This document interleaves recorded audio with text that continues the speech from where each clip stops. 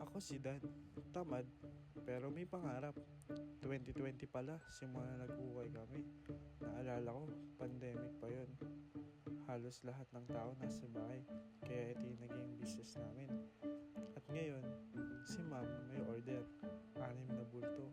O diba, tamad ako, pero may order. At ayun na nga, hinihila ko kasi masikip ng bodega namin. Pero okay lang, order pa rin yan eh. At ayun na nga, isa-isa ko na sila. At tinipon na dito. At ito pa, yung hila. Charan, bukas. Ang dami, di ba? At ito na nga, dumating na ang Lala Move. Inisa-isa ko na ilabas ang mga order ni ma'am at ipasok din sa Lala Move. Ang sabi ni kuya, tulungan niya ako. Pero okay lang. Sabi ko, huwag na. At tanan, thank you po kay ma'am na nag-order sa akin. More sales, more bills po.